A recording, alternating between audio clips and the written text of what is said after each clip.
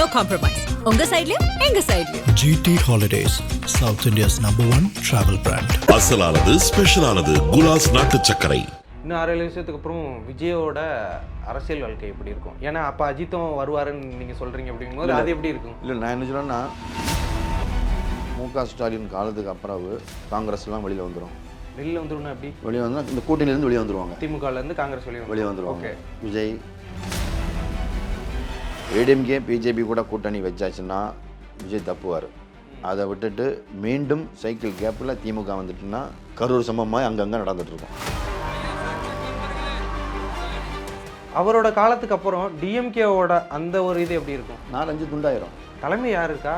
யாரை சொல்கிறீங்க நீங்கள்? விஜய் சிஎம் ஆகிறதுக்குன்னு ஒரு வாய்ப்பு இருக்கா இல்லையா? ஏன்னா இப்போ வரைக்குமே ஒரு கூட்டணி பேச்சுங்கிறதுக்கு இடமே தனியாக ஒரு சீட்டு கிடைக்காது. அவருக்கு நான் இப்போவுமே ஒரு அட்வைஸ் பண்ணுறேன், ஐடியாவும் கொடுக்குறேன். அழகாக சேர்லேருந்து பேட்டி கொடுத்தா போகிறோம். எனக்கு திமுக எதிர்க்க வேறு வழியே இல்லை, கொள்கை எதிரின்னு சொன்னேன், என்னை மன்னிச்சு விடுங்க, உங்கள் கூட நான் கை கோக்கேன், நான் முடிஞ்சு.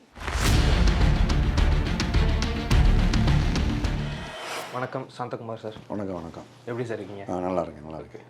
இப்போ அஜித் அவர்களும் இப்போ சினிமாவில் அவருடைய அந்த கான்சன்ட்ரேஷன், அந்த ஒரு விஷயம் இன்னும் அவர், ஏன்னா நிறைய அவரோட ரசிகர்களாகவும் சரி விமர்சகர்களுமே வந்துட்டு என்ன சொல்லிருக்காங்கன்னா, அஜித் அவர்கள் இனிமேல் இந்த சினிமாலே கான்சன்ட்ரேட் பண்ண மாட்டார், முழுக்க கார் ரேஸ் பக்கம் போயிடுவார் அப்படிங்கிறாங்க. நீங்கள் சொல்லுங்கள், இப்போ நீங்கள் அவர் ஜாதகத்தை பார்த்துருக்கும் போது அவர் சினிமாவில் இன்னும் எத்தனை வருஷம் இது பண்ணுவார், கார் ரேஸ் அப்படின்ற அந்த விஷயம்? எனக்கு தெரிஞ்சு பிற்காலத்தில் அவர் அரசியலுக்கு வரது வாய்ப்பு இருக்குது. அஜித் இப்போ இல்லை, இப்போ கரெக்டாக இப்போ 51 நினைக்கிறேன், 51 கண்டிப்பாக என்கிட்ட கேட்டால் அவர் 58-59 அப்புறம் தமிழ்நாட்டில் ஒரு பெரிய வெற்றிடம்லாம் காணிக்கும். நம்புற மாதிரியே இல்லையே. ஏன்னா அஜித் அவர்கள் அரசியலுக்கு வருவார்னு சொன்னால் அவரே நம்ப மாட்டார். நான் இப்போ சொல்லலை, இதை தான் நான் விஜய்க்கு அப்பாட்டே நான் சொன்னேன். அவன் அரசியல் வர மாதிரி இல்லையே தம்பி அப்படின்னாரு. எழுதி கொடுத்தேன், மிகப்பெரிய எதிரியாட்டு உங்கள் பையனும் உதயநிதியும் வரும். அப்படியா? ஓகே. என்னோட ஃபேஸ்புக்கில் இப்போ பாருங்கள், 3 வருஷத்துக்கு முன்னாடி எழுதி வச்சுக்கிடுங்க, கீரியும் பாம்பமாக இருப்பாங்க. எதாவது நடந்தது இன்னைக்கு. அஜித்தும் 58 வயசுக்கு அப்புறம் இன்னும் ஒரு 2031 தேர்தல் 58 வயசுக்கு அப்புறம் தமிழ்நாட்டில் நிறைய அரசியல்வாதிகளோட காலி இடம் கிடக்கும். காலி இடங்கள். ஓகே. அப்படி வந்தாருன்னா தனிக்கட்சி தொடங்கி அப்படி இருப்பாரா? அப்படின்னா முதல்வர் அப்படிலாம் நான் சொல்ல மாட்டேன். இல்லை, தனிக்கட்சி தொடங்கி இருப்பாரா இல்லை ஏதாவது ஒரு கட்சியோட தலைவராக இருப்பாரா அப்படின்னு கேட்டேன். ஏன்னா முன்னாடியுமே அவர் வந்து அதிமுகவோட இதுக்கு வாய்ப்பு இருந்ததுன்னு சொல்லல. எனக்கு பார்த்தீங்கன்னா அந்த அவரோட நட்சத்திரப்படி என்ன லக்னம்னு தெரியாது, கடக ராசி புனர்பூசம், அவங்களுக்கு வந்து அரசியல் வந்து ஒர்க் அவுட் ஆகும்.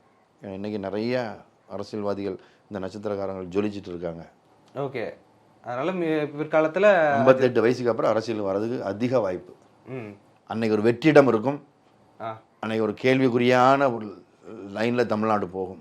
இன்னும் 6-7 வருஷத்துக்கு அப்புறம் விஜயோட அரசியல் வாழ்க்கை எப்படி இருக்கும்? ஏன்னா அப்போ அஜித்தும் வருவாருன்னு நீங்கள் சொல்கிறீங்க அப்படிங்கும்போது அது எப்படி இருக்கும்? இல்லை, நான் என்ன சொல்கிறேன்னா, திரு மு.க.ஸ்டாலின் காலத்துக்கு அப்புறம் காங்கிரஸ்லாம் வெளியில் வந்துடும். வெளியில் வந்துடும் எப்படி? வெளியே வந்தால் இந்த கூட்டணியிலேருந்து வெளியே வந்துடுவாங்க. திமுகலேருந்து காங்கிரஸ் வெளியே வந்துடுவாங்க. விஜய், காங்கிரஸ், பாட்டாளி மக்கள் இருக்காரு. இல்லை, பாட்டாளி மக்கள் கட்சி, இவங்கெல்லாம் சேர்ந்துருவாங்க, கூட்டணியாக ஆவாங்க. விஜய், காங்கிரஸ், பாமக இவங்கெல்லாம் கூட்டணியாக ஆவாங்க. அந்த சைக்கிள் கேப்பில் எப்படி நமக்கு முன்னாடி உங்களுக்கு தெரியுமா தெரியாது, பாரத பிரதமர் சந்திரசேகர், விபி சிங் இவங்கெல்லாம் சைக்கிள் கேப்பில் பிரதமரானாங்க.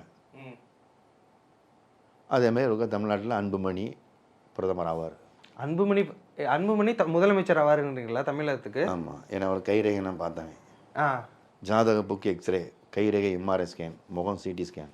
நீங்கள் இந்த சைடு கேப்பில் முதல்வர் ஆவார்னு சொன்னீங்கன்னா, இப்போ அந்த மாதிரினா எனக்கு டக்குன்னு வர்றது வந்து ஓபிஎஸ் அவர்கள் ஆன மாதிரி. இல்லை, அதாவது எல்லாம் கூட்டணி வச்சு நீங்கள் இருங்க 2.5 வருஷம் நீங்கள் முதல்வர் ஆகிங்க, நான் 2.5 வருஷம் நான் இருக்கேன் அப்படின்னு ஒரு டிமாண்டு கொடுப்பாங்க. விஜய் சிஎம் ஆகிறதுக்குன்னு ஒரு வாய்ப்பு இருக்கா இல்லையா? நான் ஒரு 30% இருக்குன்னு சொல்லுவேன். இப்போதைக்கு ஒரு சீட்டு கூட வராது. 2026 ஒரு சீட்டு கூட வாய்ப்பு இல்லை. ஒரு சீட்டு கூட வராது. ஏன்னா இப்போ வரைக்குமே ஒரு கூட்டணி பேச்சுங்கிறதுக்கு இடமே தனியாக ஒரு சீட்டு கிடைக்காது. வேணா இந்த சேரை வேணால் எடுத்துகிட்டு போட்டோம். ஒரு சீட்டு கிடைக்காது. கூட்டணி வச்சாச்சுன்னா 15 சீட்டு கொடுப்பாங்க, 12 எம்எல்ஏ வந்துடுவாங்க. இது எப்போ, ஐ மீன் யார் கூட கூட்டணி வச்சா? ஏடிஎம்கே பிஜேபி கூட. பட் அவங்க கூட கூட்டணி, ஏடிஎம்கே விட்டுருங்க, இப்போ பிஜேபி கூட கூட்டணி வச்சா விஜய் அவர்களுடைய அந்த ஒரு மதிப்பும் அந்த ஒரு இது குறையும். அது தெரிஞ்சு அதுக்கு தகுந்த மாதிரி ஒரு பேட்டி கொடுத்துட வேண்டியதான். நான் கொள்கை எதிரின்னு சொன்னேன், எனக்கு திமுக எதிர்க்க வேறு வழி இல்லை, அதனால் கொள்கை எதிரியை நான் கொள்கை நண்பனாக மாற்றுறேன் அப்படின்னு சொல்லி ஒரு பேட்டியை கொடுத்துட்டு அவங்க கூட போக வேண்டியதான். ஓகே. இப்போ நிறைய விஷயங்கள் மற்ற விஷயங்கள்லாம் நீங்கள் கணிக்கிறீங்க அப்படிங்கும்போது விஜய் அவர்களோட அரசியல் வாழ்க்கையில் இதெல்லாம் நடக்கும் அப்படின்னு சொல்லிட்டு முன்னாடியே நீங்கள் கணிச்சிங்களா, பார்த்தீங்களா? இப்போ நான் சொல்கிறேன், ஏடிஎம்கே பிஜேபி கூட கூட்டணி வச்சாச்சுன்னா விஜய் தப்புவார். அதை விட்டுட்டு மீண்டும் சைக்கிள் கேப்பில் திமுக வந்துட்டுன்னா கரூர் சம்பவமாக அங்கங்கே நடந்துட்டு இருக்கோம். நீங்கள் சொல்கிற பார்த்தா கரூர் சம்பவத்துக்கு காரணம் திமுக தான். நான் திமுகன்னு நான் சொல்ல வரல, யாருன்னு சொல்ல வரல, இயற்கையாட்டு நடந்துகிட்டு இருக்கும். ஓ, இவருக்கு எதிரான அந்த சில விஷயங்கள் நடந்துக்கிட்டே தான். மேக்கப் பவுடரை பார்த்து போக வேண்டியதான். ஓகே, மேக்கப் பவுடரை பார்த்து போக வேண்டியதானா? இப்போ 2026 அப்புறம் ஜனநாயகனுக்கு அப்புறம் இன்னொரு அதைத்தான் இல்லை, ஜாதகத்தை பற்றி சொல்லு, நான் யாரும் பயப்பட மாட்டேன். சிஎம்ஏ ஜெயலலிதாவே எழுத வேணாம். ஆட்டம் போட்டு இருக்கும்போது சொன்னேன், எத்தனை தேதிக்குள்ள உங்கள் மரணம் நடக்கும்னு. 6 மந்திரி என்னை துரத்தி வந்தாங்க, ஒருத்தர் கையினே ஆகப்படலை. ஓகே, டைரக்டா சொல்லிட்டீங்களா அவங்கள்ட்ட? பத்திரிகை பேட்டியே கொடுத்துட்டேன் நான், இந்த ஸ்க்ரீன்ஷாட்லாம் எடுத்து அனுப்புகிறேன். சரி, இப்போ இப்படியான ஒரு விஷயம் விஜய்க்கு நடக்கும், அவரோட அரசியல் வாழ்க்கை இப்படி இருக்கும் அப்படின்னா, அப்போ கூடிய சீக்கிரம் நீங்கள் சொல்கிற மாதிரியான அந்த கூட்டணி வாய்ப்புமே இந்த தேர்தலில் எதிர்பார்க்கலாமா விஜய்க்கு? இல்லை, அதான் சொல்ல, புத்திசாலித்தனமாக இருந்தால் இந்த கட்சி அழகாக கொண்டு போகலாம். நல்ல திறமையான பெண்களை, நல்லா படித்த அட்வொகேட், நல்லா படித்த எம்பிஏ டாக்டர் படித்த பெண்களுக்கெல்லாம் வாய்ப்பு கொடுக்கணும். கொடுத்து 25 சீட்டு கேட்டாச்சுன்னா ஒரு 15-18 சீட்டு கண்டிப்பாக எடப்பாடி. இப்போ இன்னைக்கு ஒரு டைமில் பாருங்கள், பழம் நழுவி விழுந்துரும்னு சொல்லிட்டு இருந்தார் கருணாநிதி. அன்னைக்கு விஜயகாந்த் போகலை, சைக்கிள் கேப்பில் மறுபடியும் ஏடிஎம்கே வந்துச்சு. ஓகே, இப்போ இது ஓகே, அதாவது வந்து மு.க. ஸ்டாலின் அவர்களோட ஆட்சிக்கு அப்புறம் தான் அவரோட அந்த இது அவரோட காலத்துக்கு அப்புறம் தான் விஜய் அவர்கள் யோசிக்க கூட முடியும் அப்படின்ற மாதிரி சொல்றீங்க. அவரோட காலத்துக்கு அப்புறம் டிஎம்கேவோட அந்த ஒரு இது எப்படி இருக்கும்? 4-5 துண்டாயிரும். டிஎம்கேவே 4-5 துண்டாகுமா? தலைமை யார் இருக்கா? யாரை சொல்றீங்க நீங்க? தலைமை ஸ்டாலின் காலத்துக்கு அப்புறம் உதயநிதி வருவாப்புல. அதுல என்ன 2 துண்டு? அதில் நிறைய பேர் அவங்களோட இதை ஏற்றுக்கிட மாட்டாங்க. நிறைய உள்கட்சி இன்னைக்கு ஏடிஎம்கே எப்படி இருக்கு, இதேமாரி திமுக ஆகும், இதேமாரி ஆகும். ஏன்னா 2029 இருந்து உதயநிதிக்கு 7.5 சனி ஆரம்பிக்கு. 2029 இவருக்கும் கொஞ்சம் சமயம் மோசம், ஸ்டாலினுக்கும் உடல் ரீதியாக. ஓகே, அஷ்டம சனி சிம்ம ராசி, நயன்தாராவோட ராசி தான். ஓகே, இவருக்கு விஜய் அவர்களுக்கு குழப்பம் ஒன்றும் இல்லை. ஓகே, அதுதான் நல்ல டைம் தான். அதை நான் எல்லா கட்சிக்காரங்களும் ஐடியா கொடுத்துட்ருக்கேன். நான் எந்த கட்சியும் கிடையாது, இப்படி போவோங்க, இப்படி செய்யுங்க, இப்படி பண்ணுங்க, ஏன்னா எல்லாரும் என்னோட கிளைண்ட். ஓகே, அப்போ நீங்கள் வரீங்க, அதுக்கு நான் ஐடியா கொடுப்பேன். அவர் வராரு, அவருக்கும் ஐடியா கொடுப்பேன். புத்திசாலித்தனமாக பயன்படுத்திக்கணும், புரியுதா? இப்போ அட்வைசர்னா இப்போ டிவிகே, அதாவது விஜய் கட்சிக்கு யார் இருக்கிறா, யார் இருப்பா? அதில் அந்த புஷி கிசிலாம் எல்லாம் போயிடும். ஃபியூச்சரில் யார் இருப்பா விஜய் அவர்களுக்கு சப்போர்ட்டாக? அதைத்தான் நான் வந்து நிறைய விஷயம் சொன்னேன். பூச நட்சத்திரக்காரங்கள் இவங்களுக்கு வந்து அவன் பூச நட்சத்திரம் கூட இருக்கக்கூடிய குழி தோண்டுவாங்க விஜய் அவர்கள் கட்சியில். இப்போ என் மகனே பூச நட்சத்திரம், அவங்க கூட நண்பர்கள் அவ்வளோ கெட்ட நண்பர்களாக இருப்பாங்க. ஓ, நாம பூச நட்சத்திரமா இருந்தால் நம்மளை சுற்றி இருக்கவங்க நம்ம குழி தோண்டுவாங்க. குழி தோண்டுவாங்க. விஜய் அவர்கள் பூச நட்சத்திரம், அதான் பூசம் சர்வநாசம். ஓ,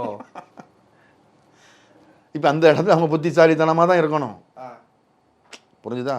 திறமையான ஆட்களை வச்சுருக்கணும். இதைத்தான் அந்த சிம்ம ராசி மக நட்சத்திரத்தை பற்றி ஒரு பெரிய ஒரு இதே நான் பேட்டி கொடுத்துருந்தேன். இவங்க வந்து தன் தலையிலே மண்ணள்ளி போட்டுக்கிடுவாங்க. ஜெயலலிதா மகம், இந்திரா காந்தி மகம், சிலுக்கு சுமிதா மகம், யாருக்குமே வாழ்க்கை இல்லை. ஏன்னா வரட்டு கௌரவம் கோவத்தால் தன்னை தானே அழிச்சுக்கிடுவாங்க. அதான ஜெயலலிதா மரணம் கேள்விக்குறி தானே. ஒரு லிஸ்ட்டே போட்டிருந்தேன் மக நட்சத்திரத்தை பற்றி. சிலுக்கு சுமிதா, சாவித்திரி, ஜெமினி கணேசன் ஒய்ஃப், நோய் வந்து செத்தா. இப்படி வரிசையாக மகம். இன்னைக்கு விஜயகுமாருக்கு மகா வனிதா, என்னோட பழைய கிளைண்ட் தான். ஓகே, 3 மாப்பிள்ளையும் இல்லை. ஓகே, புரியுது.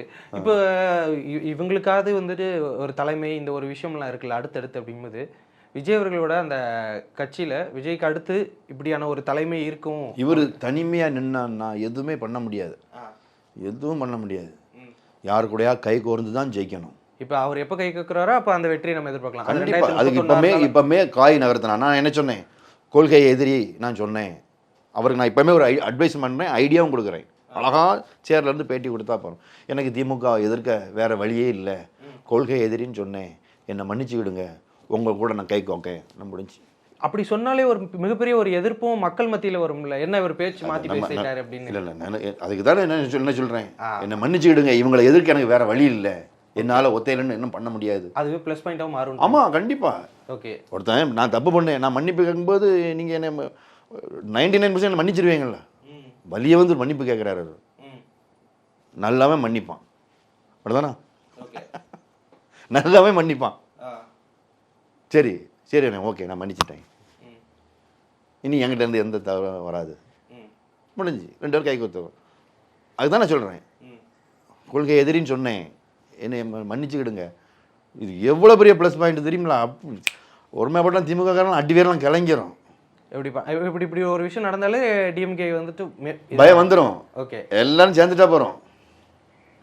அப்படி அவர் கூட்டணி தயாராயிட்டாலே நீங்க ஏன் ஏடிஎம்கே இதுக்கெல்லாம் போறீங்க? நீங்க காங்கிரஸ் இப்போ வந்து சேர்றது கூட வாய்ப்பு இருக்கா? காங்கிரஸ்னா முக ஸ்டாலின் இருக்கிறவரை காங்கிரஸ் சேராது. காங்கிரஸ்னா இன்னைக்கு கொஞ்சம் காலம் இப்படிதான். நான் பாருங்க, இன்னைக்கு தேர்தலில் நான் காங்கிரஸ்ன்னு சொல்ல மாட்டேன், அங்கே சதி நடந்திருக்கா என்ன நடந்தது எனக்கு சொல்ல முடியாது. இருந்தாலும் இவங்களோட கட்டமைப்பு கொஞ்சம் மோசமாகவே தான் போயிட்டு இருக்கு. ஏன், நான் கூட இருக்கேன், நான் தீவிர காங்கிரஸ்காரன். நான் போஸ்டிங்லாம் எனக்கு தந்தார் சிதம்பரம் 93 94. எனக்கு பிடிக்கல, நான் வந்துட்டேன். நிதியமைச்சராக இருக்கும்போது நாய் பிஸ்கட் வரி குறைப்புன்னு போடுவார். நம்மளாம் நாய் பிஸ்கட்டை தின்னுட்டுருக்கோம். எதை குறைக்கணும் அதை குறைக்கணும்ல. ஒருத்தன் என்கிட்ட கேள்வி கேட்டான், நீ இந்த கட்சியில் இருக்கியே, அவர் என்ன செய்யிருக்காரு பாரு, அரிசி விலையை குறைக்கணும், சீனி விலை, நாய்கள் சாப்பிடக்கூடிய பிஸ்கெட்டை குறைக்காரு. எனக்கு ஒரு குற்ற உணர்வாக இருந்து நான் காங்கிரஸ்லேருந்து வெளியே வந்துட்டேன். ஓகே, அவர் தீவிர காங்கிரஸ். ஆமாம். இப்போ சினிமா அப்படின்ற அந்த ஒரு விஷயத்துக்குள்ளே வந்துட்டா, இப்போ நீங்கள் சொல்கிற எல்லாருக்குமே நீங்கள் வந்துட்டு அவருக்கு ஒரு பேட் டைம், ரஜினி அவர்கள் இன்னும் 2 வருஷம் தான் அப்படிங்கிற மாதிரி, அஜித் அவர்கள் இன்னும் ஒரு கார் ரேஸ், இவர் அரசியல் பக்கம், இதுக்கப்புறம் தமிழ் சினிமாவில் அந்த ஸ்டார்ஸ் அப்படின்றதுனா இவர் தான்ப்பா ஒரு சூப்பர் ஸ்டார் அப்படின்னு யாரை சொல்லுவீங்க? எழுதி வச்சுக்கிடுங்க, 2034 அப்புறம் சினிமா துறை அழிஞ்சு போயிடும். தமிழ் சினிமாவா இல்லை மொத்த சினிமா துறையை? ஒட்டு மொத்தமாகவே தேட்டர்கள்லாம் மாலாக மாறும். தேட்டரில் இருக்காது. தேட்டரில் உள்ள இப்போ பாருங்கள், எந்த பொது படம் போட்டால் 2 நாள் 1.5 நாள் 1.25 நாள் தான் ஓடுது. 2034 அப்புறம் 2032 சனி பகவான் மிதுனத்துக்கு 7.5 சனியாக வந்து இருக்கும்போது சினிமா எப்படி இப்போ அந்த ரயில் இதெல்லாம் குழப்பம் வந்துட்டே இருக்க, விமானம், அதேமாதிரி சினிமா துறையில் கை வைப்பார். வைப்பாருன்னா என்ன? சினிமா அழிப்பார். ஓகே, யாரு? சனி பகவான். ஓகே, சினிமாவை அழிச்சிருவார். அது அப்போ ஏதாவது ஒரு ஃபார்மில் இருந்துகிட்டே தானே இருக்கும் சினிமா. இல்லை, இப்போ நீங்கள் சினிமா வந்து போய் பார்க்க போனால் தானே சினிமா ஓடும். எவனுமே பார்க்க போகலன்னா இனி எல்லாமே இதுக்குள்ளே இன்னும் 100 மடங்கு உள்ளே வந்துடும் அறிவியல். உதாரணத்துக்கு இங்கே வந்துட்டானு தெரியல, சிங்கப்பூரில் என்னோட நண்பர், அவர் அங்கேயோ 1.5 கிலோமீட்டர் வரார். அங்கேருந்தே நான் வெளியில் நிற்கிறேன்னு சொன்னோன்னு கேட் அங்கேருந்து கேட்டை திறக்கார். நான் உள்ளே போகிறேன். இனி 1.5 கிலோமீட்டர் இல்லை, 60 கிலோமீட்டர் டிஸ்டன்ஸ்லேருந்து அங்கேருந்து இந்த ரிமோட்டில் இந்த கேட்டை திறந்துடலாம். நான் வெளியில் நான் வந்துட்டேன் அப்படின்னேன், ஜி நான் வந்துட்டேன்னு அப்படி நின்றுங்க. நான் இங்கே நீங்கள் எங்கே வந்துட்டு இருக்கீங்க? நான் வரதுக்கு 20 நிமிஷம் ஆகும், 15 நிமிஷம் ஆகுங்க. 15 நிமிஷம் ஒரு 2 கிலோமீட்டர் வச்சுக்கிடுமே. அங்கேருந்து கேட்டை ஓப்பன் பண்ணுறாரு. அப்போ இனி 2034 அறிவியல் பயங்கரமாக வளரும்.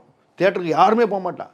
இப்போவும் நான் சொல்கிறேன், அடுத்த வருஷம் சொல்கிறேன், இப்போவும் சொல்கிறேன், இந்திய அரசுக்கு ஒன்று சொல்கிறேன், காயத்ரி மந்திரம்னு ஒரு மந்திரம் உண்டு. இந்த மந்திரத்தை வந்து இந்திய அரசுக்கு என்னோட வேண்டுகோள், இவங்க வந்து இதை வந்து பாடத்திட்டமாக மாற்றணும். இது காயத்ரி மந்திரத்தை இப்போ எப்படி கணக்கு அறிவியல்லாம் நீங்கள் இப்போ பரீட்சை எழுதணும்னா மார்க் போடாங்கல்ல, இதை மாதிரி இந்தந்த தெய்வங்களுக்கு இந்த மந்திரம்னு ஒன்று உண்டு, அதை சொல்லணும். இல்லைன்னா 2040 அப்புறம் இந்து மதம் அழிய ஆரம்பிச்சிடும். இப்போ எனக்கு என்ன ஒரு கேள்வின்னா, இப்போ இந்த ஒரு ஜாதகம் ஜோசியம் வந்துட்டு தனித்தனி மனிதர்களுக்கு அந்த ஒரு ராசி நட்சத்திரத்தை வச்சு பார்க்குறீங்க. இப்போ இந்த டைமில் வந்து ஃப்ளைட் ஆக்சிடென்ட் நடக்கும், இந்த டைமில் ட்ரெயின் ஆக்சிடென்ட் நடக்கும், ஒரு சினிமா துறை வந்து அழியும். இந்த விஷயத்தெல்லாம் எப்படி உங்களால் கணிக்க முடியுது? எல்லாம் பிளானட்ஸ் தான், கிரகங்களோட அமைப்பு தான். இப்போ இந்த 2.5 வருஷம் கமல்ஹாசனுக்கு பண்ணக்கூடாதுன்னு சொல்லணும்ல. அப்போ சரி எந்த இடத்துல இருக்குது, எத்தனாம் நம்பரில் இருக்குது, இத்தனாம் இடத்துல இருக்கும், ஜென்ம சனிங்கிறது 1ஆம் இடத்துல இருக்கும். அப்போ என்னெல்லாம் செய்யுங்கிறத கணக்கு எனக்கு தெரியும். இப்படி தாண்டி ஒவ்வொரு 27 நட்சத்திரம் 12 ராசிகளுக்கும் எத்தனை பாயிண்டில் இருக்கும்போது என்னென்ன நடக்கும் 2032 சொல்கிறேன் நான். சரி, இப்போ தமிழ்நாட்டில் நிறைய நடிகர்கள் மரணம் நடக்கணும் வந்துட்டே இருக்கா, வரிசையாக வந்துட்டு இருக்கு பாருங்க. இப்போ சினிமா துறையிலே கலைத்துறை, இரும்பு, இது 2மே சனி தான். இப்போ அதே வந்து 2032 மிதுனத்தில் வந்து இருப்பார். மிதுனத்தில் வந்து சனி இருக்கும்போது சினி ஷூட்டிங்கே நடக்காது, எங்கேயோ ஒரு இடத்துல நடந்துட்டு இருக்கும். குறைஞ்சிரும்ன்றீங்களா? ஆமாம், யாரும் தியேட்டருக்கு போக மாட்டாங்க. அன்னைக்கு வந்து மிகப்பெரிய அளவில் அறிவியல்லாம் இருந்துட்டு இருக்கும். எல்லாமே ஃபோனுக்குள்ளே வந்துடும். மேபி நீங்க ஏன் இந்த பெண்ணுக்குள்ளே இருக்கலாம், பெண்ணுக்குள்ளே விஷயங்கள் இருக்கலாம். இதை எடுத்து ஒரு செவுத்துல சொருவாங்களாம், அங்கே செவுத்துல படம் வந்துட்டு இருக்கும். இல்லை நீங்கள் சினிமா துறையிலன்னா நீங்கள் மேபி அந்த தேட்டர் சொல்லி ஒளிஞ்சிரும் மேபி சொல்கிறீங்களா? ஏன்னா ஓடிடி அந்த மாதிரி வந்துடும். ஸோ நடந்துட்டு ஓடிடியில் நம்ம ஃபோனில் பார்த்துட்டு இருக்கலாம், அப்படி சொல்ல வரீங்களா? இல்லை அந்த மாதிரி இருக்கும். ஓகே. ஆனால் சினிமா துறை முன்ன எதிர்பார்த்த அளவுக்கு 70-80% இருக்காது. நடிகர்கள் பாதி பேர் ரியல் எஸ்டேட்டு அது இதுன்னு எல்லாம் போயிடுவாங்க. ஓகே. தேட்டரில் போய் மெனக்கிட்டு சினிமா பார்க்கறது குறைஞ்சிரும். இப்போ சினிமா துறையில் நிறைய பேருக்கு நீங்கள் பார்த்துட்ருக்கீங்க, நானும் கேள்விப்படுறேன். சில பேரோட நீங்கள் இருக்கிறதையுமே நான் பார்த்துருக்கேன் ஃபோட்டோஸ் வீடியோஸில். அப்படிங்கும்போது மொத்தம் எவ்வளோ கிளைண்ட்ஸ் இருப்பாங்க சினிமா துறையில் உங்களுக்கு? நிறைய இருக்காங்க. சரி, நீங்கள் பேர்கள் மென்ஷன் பண்ண வேணாம், எந்தெந்த கட்சியிலேருந்து உங்களுக்கு கிளைண்ட்ஸ் இருக்காங்க? இல்லை, சில விஷயங்கள் அதெல்லாம் சொல்ல வேண்டாம். ஓகே. நிறைய சீக்கிரட்டாகவே என்கிட்ட பேசுவாங்க. அங்கே எங்கேயாவது வண்டியை நிப்பாட்டிட்டு கூப்பிடுவாங்க, காரில் பின்லேருந்து பேசிட்டு இருப்போம். என்னென்ன நடக்கும், என்னென்ன நடக்க போகுது, அதுக்கான அறிவுரைகள் எல்லாமே கேட்பாங்க. ஆமாம், பெரிய சொல்லியில் ஒரு பெரிய நடிகர் சொல்லிகிட்டே இருந்தேன். 7 மணிக்கே குடிப்பார், குடிக்காதீங்கன்னு கெஞ்சினேன். ஒரு பையனா ஒரு மகனாக நான் சொல்கிறேன், கேளுங்க ப்ளீஸ். சிகரெட்டை குடிச்சிட்டு இருந்தார், நான் தான் அதை நிப்பாட்டினேன். ட்ரிங்க்ஸ் 7 மணிக்கு, காலையில் 7 மணிக்கே குடிப்பார். கேட்கல, எழுதி கொடுத்தேன். இந்த வருஷத்துக்குள்ளே நிப்பாட்டிடுங்க, இல்லைன்னா உங்களுக்கு ஆபத்து. இறந்துட்டார். நான் பேர் சொல்ல விரும்பலை. அதுமாதிரி முன்னாடியே எச்சரிக்கை நான் கொடுப்பேன். ஓகே. மயில்சாமிக்கெலாம் பாக்கியராஜர் பிறந்த நாள் ரொம்ப வயிற்றில் கையை வச்சு சொன்னேன், அண்ணே தொப்பை ரொம்ப பெருசாக இருந்தனே அப்படின்னு. கரெக்டாக 3ஆம் மாதம் இறந்தார். ஸோ நிறைய விஷயங்களை நீங்கள் அவங்களும் கேட்குறாங்க, நீங்களும் அறிவுரையாகவுமே போய் சொல்லிட்டு தான் இருக்கீங்க சினிமா. நான் வழியே போய் சொல்லுவேன். ஓகே. இதை சாப்பிடாதீங்க. விஜய் அப்பாட்ட கூட சொன்னேன், முள்ளு இருக்கக்கூடிய மீன் சாப்பிடாதீங்கன்னு. டோட்டலாக விட்டுட்டார், வெஜ்ஜுக்கு மாறிட்டார். விஜயோட அப்பா நிறைய மீன் சாப்பிடுவார் அவர். விஜய் அவர்களுக்கு பார்த்துருக்கீங்களா நேரடியாக? பார்த்ததில்லை. அதை நான் விரும்பவும் இல்லை. அவர் வந்து சில 10ல் 9 கேட்க மாட்டார். சொன்னாலும் கேட்க மாட்டாரா? சில நான் அனுபவிக்கிறல, இதமே அனுபவிச்சதுக்கப்புறம் தேடி வருவார். பார்ப்போம் என்ன நடக்குது அப்படின்னு. இது சினிமாவில் ஜனநாயகனுக்கு அப்புறம் ஒரு வாய்ப்பு இருக்கா இல்லையா விஜய் அவர்களுக்கு? கண்டிப்பாக வரதுக்கு வாய்ப்பு இருக்குது. சினிமா மறுபடியும் சினிமா பண்ணுவார். அப்படி பண்ணால் யாரோட பண்ணுவார் அப்படின்றது இல்லை, இருந்தாங்க பண்ணுவார். ஆனால் பண்ணக்கூடிய சூழ்நிலையில் கூட உள்ள ஆட்கள் விடுவாங்க. இவருக்கு வந்து பார்த்தீங்கன்னா இவரோட ஜாதக அமைப்புக்கு ஹெவியான லெவலுக்கு போவார். ஆனால் கட்டமைப்புன்னு ஒன்று உண்டு, அதை கூட இருக்கக்கூடியவங்க தான் அதை அமைக்கணும். உண்டா இல்லையா? கண்டிப்பாக. இப்போ ஸ்டாலின் போகிறாங்க, கூட உள்ள பாதுகாப்பு ஏதாவது குளறுபடி நடந்துட்டுன்னா அப்படிதானே? பொறுத்திருந்து பார்ப்போம். நிறைய விஷயங்கள் சொல்லியிருக்கீங்க, இது ஒரு டேட்டா மாதிரி எடுத்துப்போம். ஃபியூச்சரில் கண்டிப்பாக வந்து மீண்டும் சந்திப்போம். நீங்கள் சொன்னதில் இந்த விஷயங்கள்லாம் நடந்திருக்கு நடக்கலை அப்படின்ற மாதிரி நம்ம வந்து பேசுவோம். கண்டிப்பாக நிறைய விஷயங்கள் பகிர்ந்துட்டீங்க, ரொம்ப நன்றி சார். No compromise. உங்க சைட்லயும் எங்க சைட்லயும். GT Holidays, South India's #1 travel brand. அசலானது ஸ்பெஷலானது குலாஸ் நாட்டு சர்க்கரை.